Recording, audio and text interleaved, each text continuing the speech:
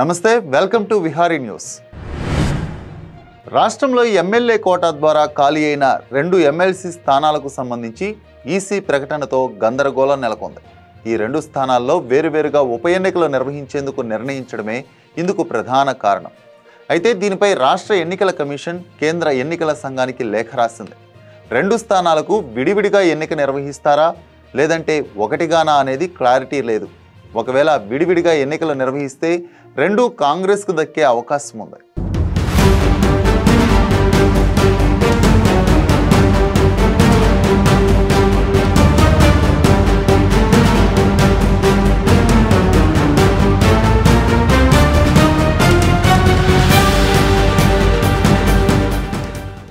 ఎమ్మెల్సీలుగా ఉన్న కడియం శ్రీహరి, పాడి కౌశిక్ రెడ్డి ఎమ్మెల్యేలుగా ఎన్నికవడంతో వారిద్దరూ గత నెల 9వ తేదీన తమ పదవులకు రాజీనామా చేసిన సంగతి తెలిసిందే.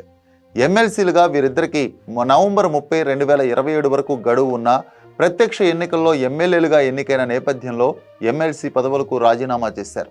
దీంతో ఈ 2 స్థానాలతో పాటు ఉత్తరప్రదేశ్లో ఒక స్థానానికి ఈ నెల 29న ఎన్నిక నిర్వహిస్తామని కేంద్ర ఎన్నికల సంఘం షెడ్యూల్ విడుదల చేసింది. ఇందులో 3 ప్రత్యేక ఉప ఎన్నికలు నిర్వహించనున్నట్లు పేర్కొన్నారు. ఇదే ఇప్పుడు చర్చకు దారితీస్తుంది. 2 స్థానాలకు విడివిడిగా ఎన్నిక నిర్వహిస్తారా లేదంటే ఒకటిగానా అనే విషయంపై గందరగోళం నెలకొంది.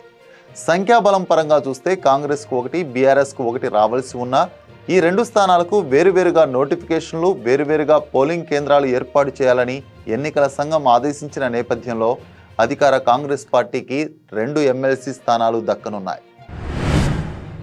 వాస్తవంగా చూస్తే ఒక రాష్ట్రంలో ఒకే రోజు ఎన్నికై ఒకే రోజు పదవీకాలం ముగిసే ఎమ్మెల్సీలకు నిర్వహించే ఎన్నికను ఒకటిగానే పరిగణలోకి తీసుకుంటారు. ఒకే బ్యాలెట్ ద్వారా పోలింగ్ నిర్వహిస్తారు. ప్రస్తుతం తెలంగాణలోని 2 స్థానాలు ఈ కోవలోకే వస్తాయి.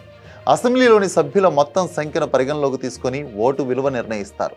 ఉదాహరణకు తెలంగాణలో మొత్తం 119 మంది ఎమ్మెల్యేలు ఉండగా 2 స్థానాలకు ఎన్నికలు జరుగుతున్నందున ఓటు విలువ 40గా ఉంటుంది.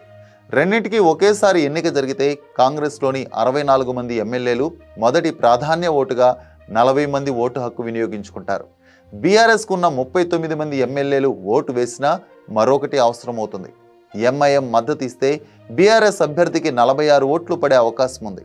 రెండింటికి ఒకేసారి ఎన్నిక జరిగితే హస్తం పార్టీకి, గులాబీ పార్టీకి ఒక్కో స్థానం దక్కుతుంది. ఒకవేళ విడివిడిగా నిర్వహిస్తే ప్రతి ఎమ్మెల్యే ఇద్దరికీ విడివిడిగా ఓటు వేయాల్సి ఉంటుంది.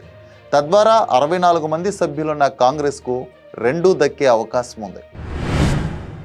ఈ నేపథ్యంలో రాష్ట్ర ఎన్నికల కమిషన్ కార్యాలయం స్పష్టత కోసం కేంద్ర ఎన్నికల సంఘానికి శుక్రవారం లేఖ రాసింది. ఈ నెల 11న ఎన్నికకు నోటిఫికేషన్ జారీ చేయనున్న నేపథ్యంలో అంతలోపే స్పష్టత వస్తుందని రాష్ట్ర ఎన్నికల కమిషన్ అధికారులు తెలిపారు. తెలంగాణ శాసనమండలిలో మొత్తం 40 స్థానాలు ఉన్నాయి. అందులో బీఆర్ఎస్కి 28 మంది ఎమ్మెల్సీలు ఉండగా కాంగ్రెస్ పార్టీకి కేవలం ఒకే ఒక్క సభ్యుడు జీవన్ రెడ్డి ఉన్నారు. ప్రస్తుతం మండలిలో మజ్లిస్ పార్టీకి చెందిన 2 సభ్యులు, బీజేపీ తరపున 1, ఒక స్వతంత్ర సభ్యుడు ఉన్నారు.